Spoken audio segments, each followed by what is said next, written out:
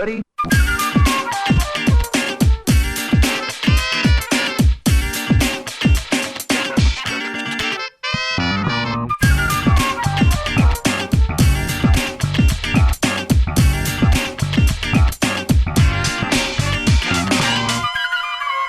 G'day everyone and welcome to Flock. I am your host, Lyle Swithenbank, at Lyle Swithenbank on Twitter, part of the Old Man Squad Sports Network, at Old Man Squad on Twitter as well. You can follow us and get the show on all of your podcast apps, which I hope that you go out and do. Episode 13 already, and night one of Pelicans basketball, the season 24-25 underway. The Pelicans defeat the Chicago Bulls 1-2-3 to 111 at home to kick off the season. We are typically pretty good in home openers, but this was one that came with its own adversity, which I'm sure you've seen the news. We'll get to that coming up. Today we're going to have a chat about the game. We're going to break down what happened. We are going to discuss the fallout of the horrible news, and then I suppose we'll get out of here and go and mourn respectively as we regroup. So, what happened? What am I alluding to? Well, of course, despite the resounding victory, and everyone seemed very happy with that, it was bittersweet because we lost DeJounte Murray, the All-Star guard, who we acquired in the off-season, who also had himself a game near on triple-double, 14 points, 10 assists, and 8 rebounds. 2 minutes and 21 seconds to go in the fourth. DeJounte takes a shot for 3 and gets hit on the hand. And apparently, according to Shams Shanaria, he has broken it. Fractured left hand. And, I did a little bit of research. You go on the internet and you can have a bit of a look around.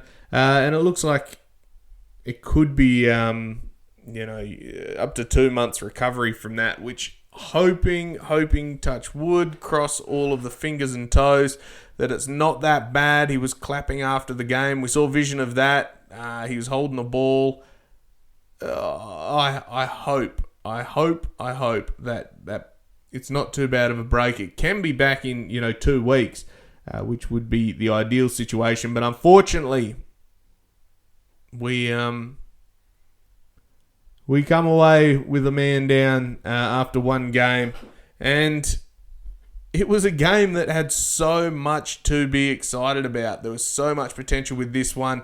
Guys that we didn't expect to contribute at all this season were focal points, were featured heavily, and we'll get more to that when we talk about each of the players in the box score when we talk about that in a second. But disappointing, and let's start with that. Let's start with DeJounte Murray, because in the off-season we knew we needed a point guard. We went and got one. You trade, a bit of a haul in Dyson Daniels and Larry Nance, and of course managed to keep BI in that, which I think we were all surprised about, but managed to get him, and he slotted in, set the tone, and from what we saw from him, he was pretty solid, near on triple-double. He controlled the offense. There was a play late in the game, I think it was just before the injury, he got out on the fast break. CJ wanted the lob, which is always going to be an interesting one, and instead he stopped, pulled the ball back out, and realised that no, we don't need to cause a ruckus here. We just run the clock down and take control of the game and secure the victory, in which we did. Things like that, this time last year, we would have gone for the lob. We would have missed it. We would have turned it over or had some horrible other issue, and they would have ran out, scored in a transition 3, and all of a sudden it would have been game on again. So his impact as a point guard was evident from the beginning. A whole heap of assists. He looked great. He didn't rush anything, and he put players in positions to be successful, which is exactly what we wanted. Unfortunately, 2 minutes and 21 seconds left in the game, crisis strikes and his hand's broken. They've diagnosed him now with the scans with the broken left hand, and he is now out, and we don't know how long. They said significant amount of time. Well, we know all about significant amount of time because it starts at 2 weeks, and where does it end? I don't know, but let's hope he's a fast healer because he contributed from the top, and I think we're a better side with him. I think, the talent that he brings and the tone that he set in this game, I mean, it makes you salivate. You sit there going, yes, this is what we were looking for, and now we're back to square one.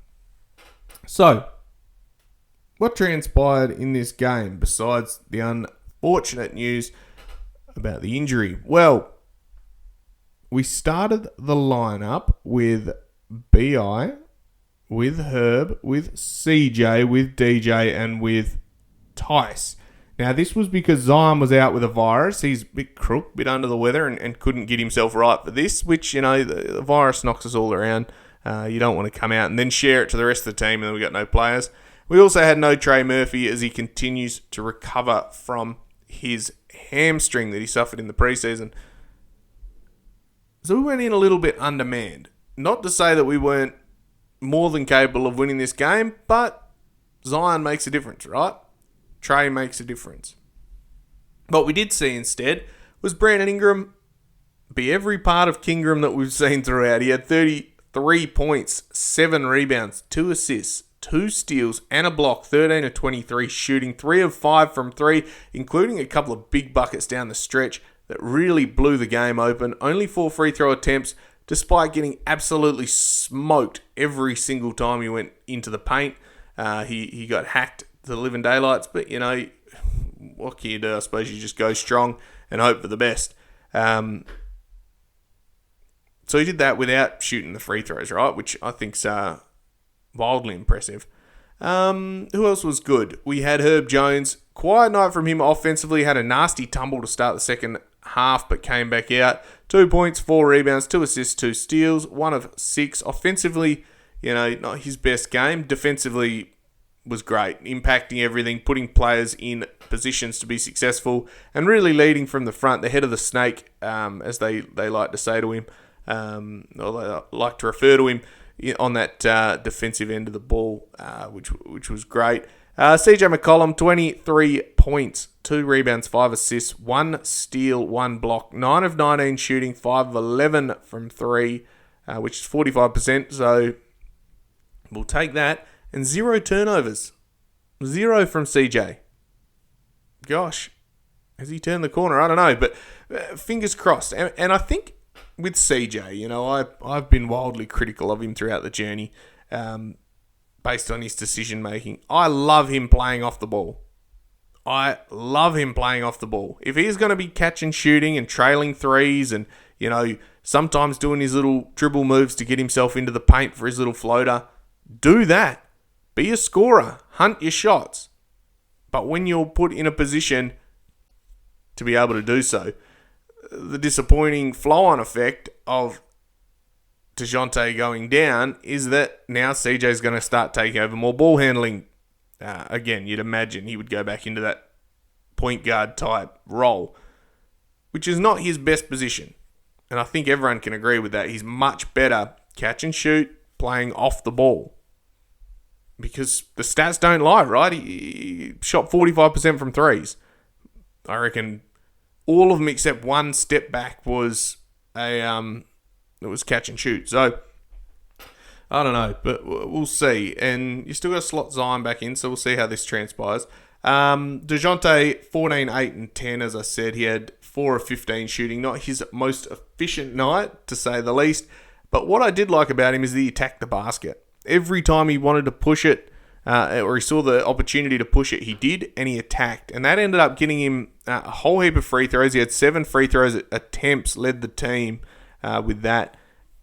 And that's what you want. Sometimes you want to push the pace.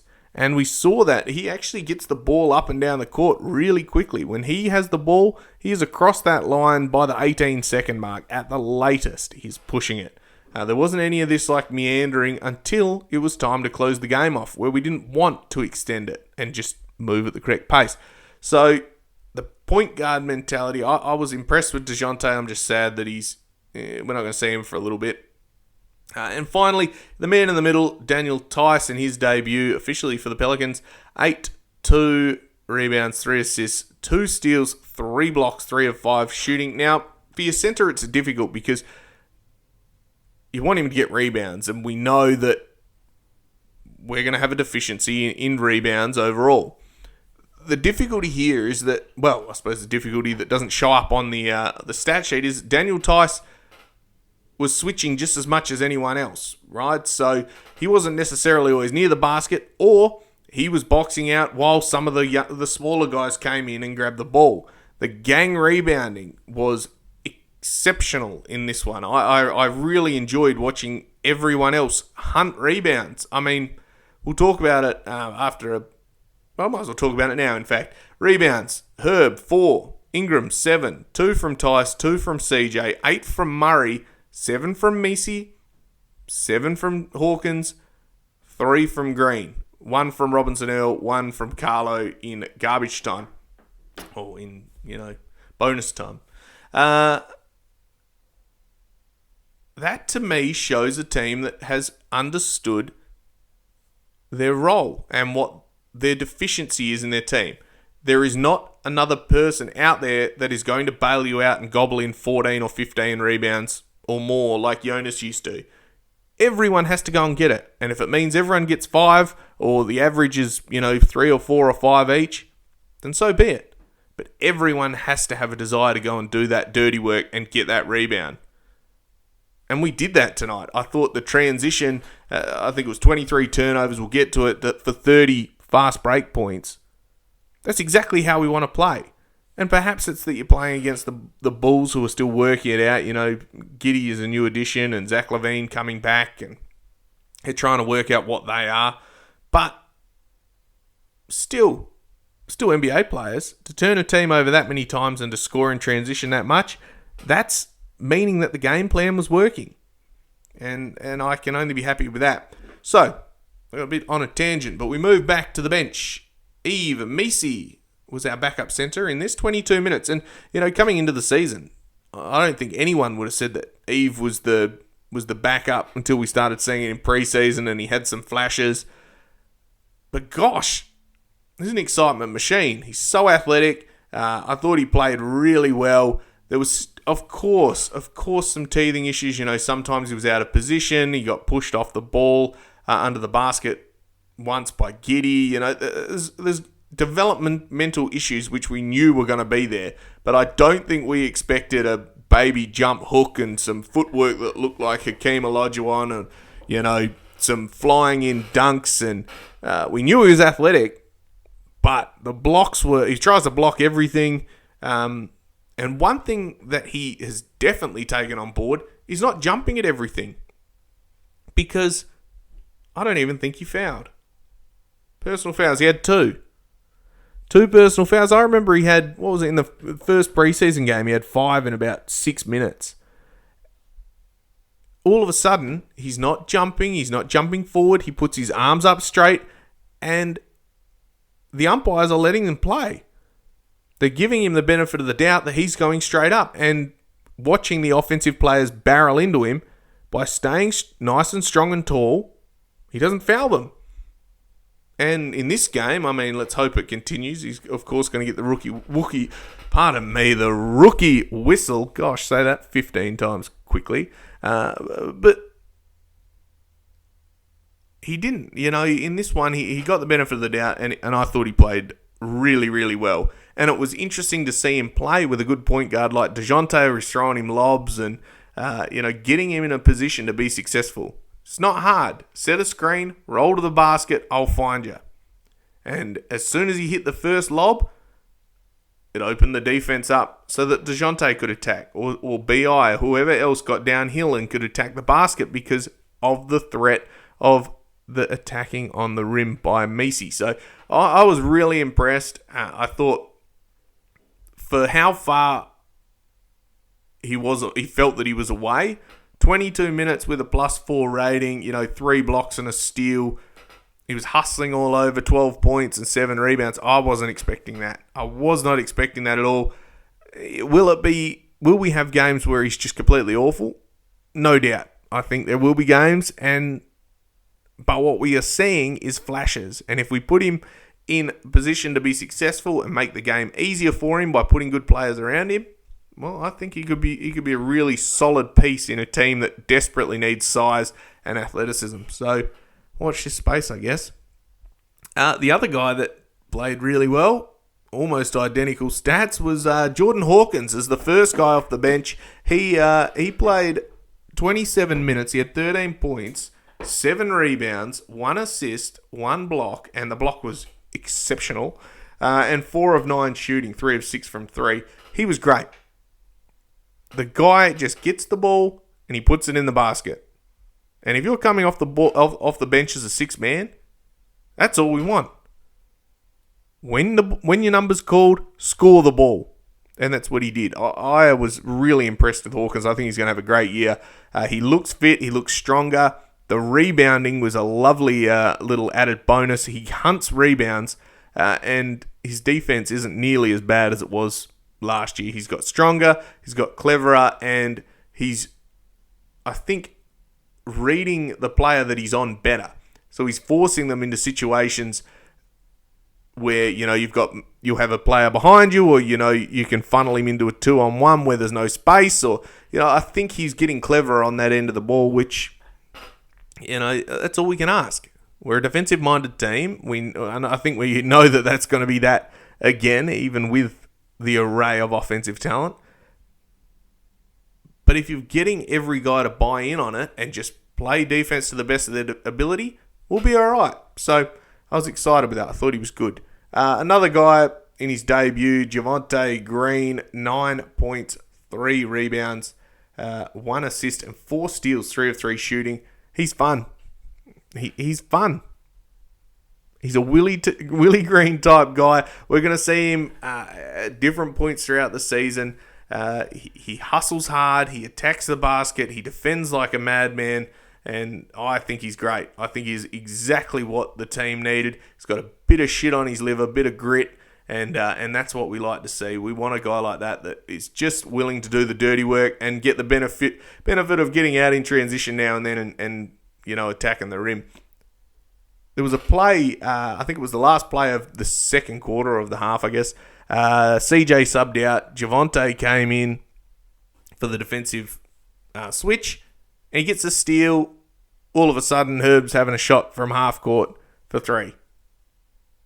It was completely perfect positioning. He's got the steal, blew the whole play up, and the Bulls don't get a shot off. So, in fact, we get a shot off. So, things like that, those little things in games, it affects momentum, and it's exactly what we want. And a hustle guy that's willing to attack, do the dirty work and help his teammates out, well, he's all right by me. So I'm looking forward to seeing a bit more Javonte Green. I think he fits into the rotation perfectly and really feels similar Najee player. Maybe doesn't create as much, but definitely a good defender as well, which we love to see.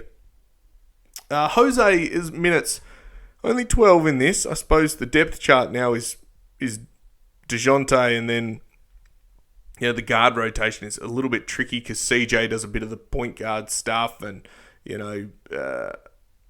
Hawkins as well is in there. So he's had reduced minutes in this one. He had 12, 3 points, 3 assists, a steal, 1 of 3 shooting. I think he made the most of his minutes. I think it was difficult for him to impact the game. He had a good steal interception at one point. But yeah, I think, I suppose we'll see more of him now DeJounte's out because the minutes are going to be there. But it's going to be interesting to see how Jose fits into these lineups every night. I think there'll be nights where he has more impact than others, which was a lot like last year. But I think he still has a place on this team, and obviously re-signing him for those couple of years shows that we're invested in having that guy and that he's the guy for us. Robertson Earl come on for 6 minutes, hit 2 threes in a row, and then missed the third one, but he was fine. Again, down the depth chart, I think his minutes disappear when Zion comes back. But again, Willie Green likes to play these funky funky lineups, and we'll see how that transpires. Reeves come on for a minute, so did Carlo Matkovic in their debuts. And unfortunately, Reeves got up 3 threes, missed them all.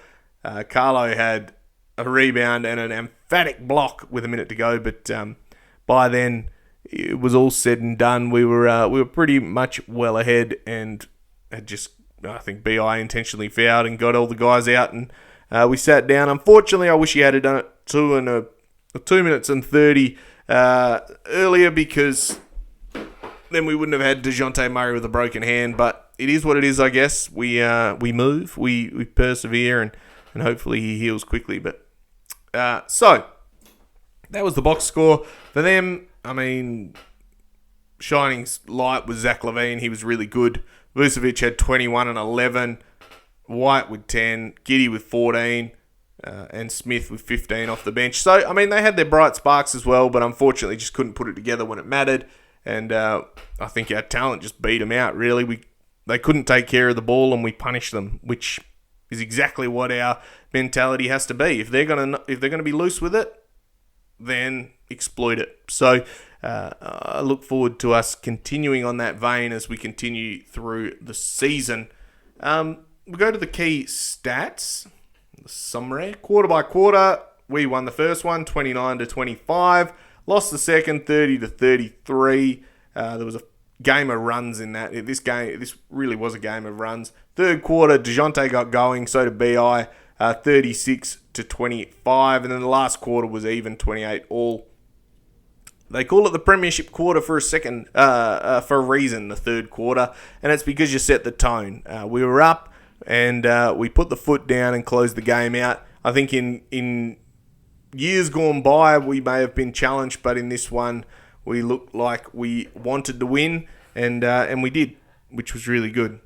So, key stats, 90% from the free throw line. Only missed 21 attempts to their 68, which is good. If you're getting free ones, then take them. Percentages across the board were close. They were awful from 3, 10 of 34.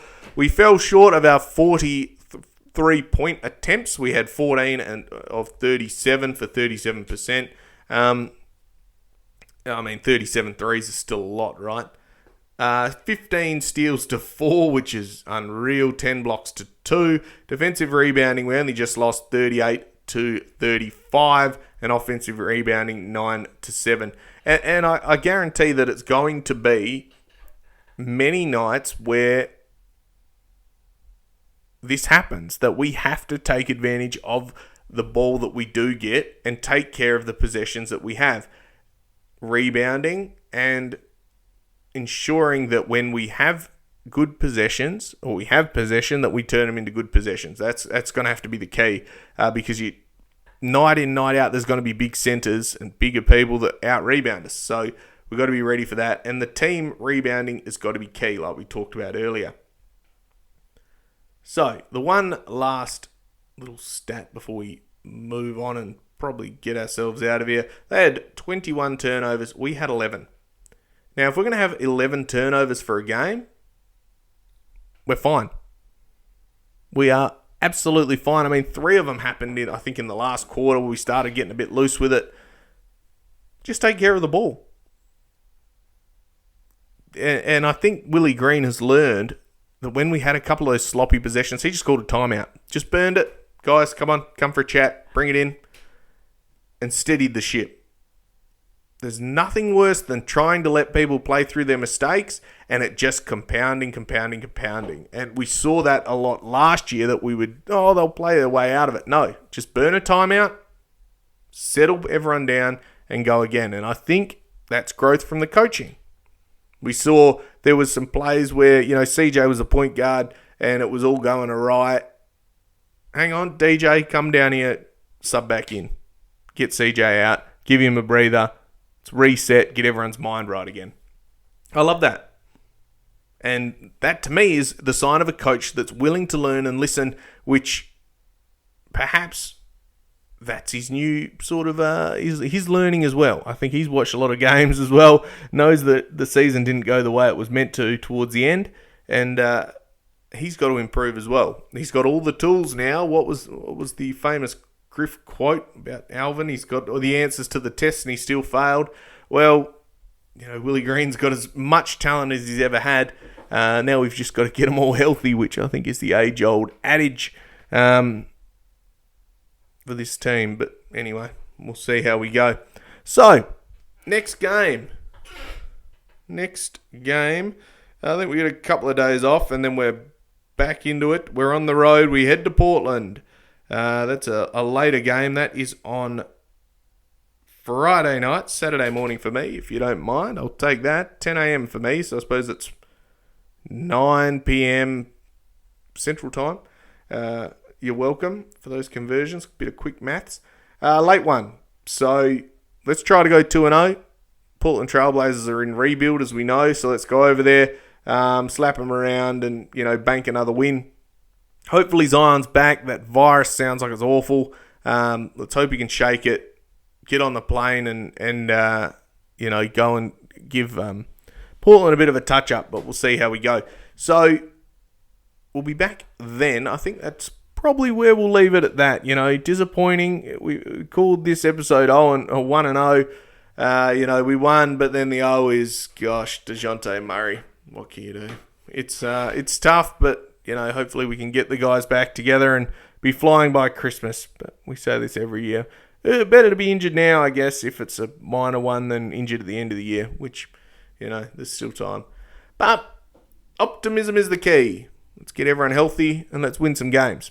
So, with that being said, I am your host, Lyle Swithenbank, at Lyle Swithenbank on Twitter.